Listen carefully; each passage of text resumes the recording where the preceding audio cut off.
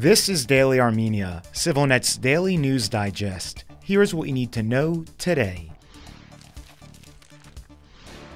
Armenia is set to purchase Caesar artillery systems as a result of what French Defense Minister Sébastien Lecornu called a new important milestone reached Monday. The contract comes as part of a larger military technical cooperation agreement between Armenia's Ministry of Defense Suren Papikyan and the French military industrial company KNDS. We continue to strengthen our relations with Armenia in the defense sector, Lecornu wrote on his X page. Caesar truck-mounted artillery systems, produced by KNDS's company Nexter, have a maximum firing range of over 25 miles. The self-propelled and highly mobile howitzer can fire 6 rounds per minute, allowing for fast-paced attack and immediate relocation, known as the shoot-and-scoot artillery tactic. It was not stated if Armenia will purchase the Caesar's 6- or 8-wheel drive model. Discussions around military cooperation and arms deals have been on the Armenia-France agenda at least since October 2023, when Yerevan made its first purchase of Western-made weapons via an agreement with France. This comes as Armenia's relations with its traditional arms dealer Russia continue to fray, as Armenia accuses it of failing to uphold defense obligations.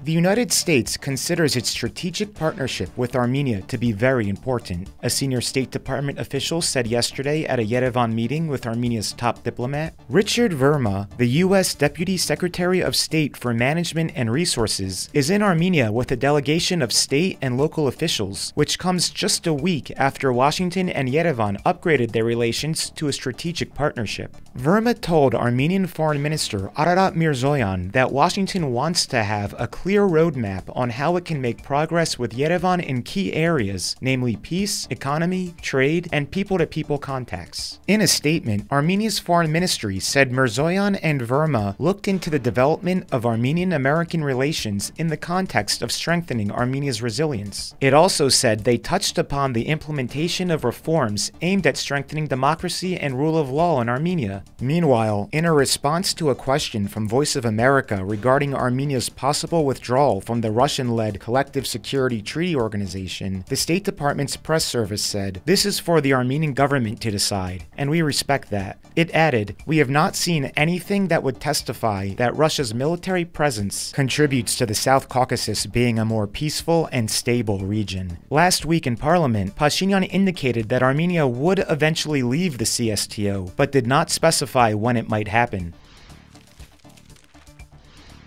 Bagrat Galstanyan, the outspoken archbishop who has emerged as the leader of Armenia's biggest protest movement since the 2018 revolution, pledged yesterday to continue demonstrations aimed at forcing Nikol Pashinyan's ouster as prime minister. "Our struggle will continue with new momentum, new energy, new methods, and new faces," Galstanyan told thousands of his followers last night at a rally outside of Armenia's parliament. He did not elaborate. That came just hours after members of the ruling Civil Contract Party succeeded in blocking opposition lawmakers from calling a vote to open an impeachment hearing into Pashinyan by boycotting the session. Under Armenian parliamentary rules, a majority of lawmakers must be present for any votes to be held. Even if the opposition had been able to force a vote of no confidence, it would take 54 votes to remove him, while the opposition only has 35 seats in the 107-member parliament.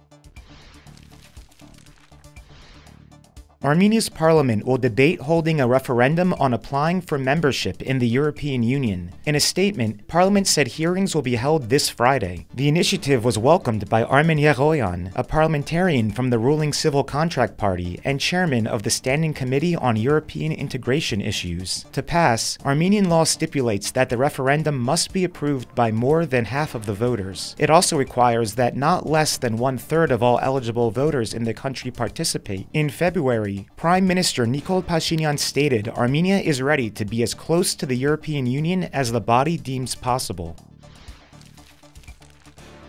And finally, the SivilNet number of the day is 8. That's because last week, Armenia's central bank cut interest rates by 25 basis points to 8%, as inflation continues to remain well below target levels. For that story and more, check out our weekly economic digest, linked in the description. And as always, please follow CivilNet for the latest news and independent reporting from our contributors on the ground here in Armenia.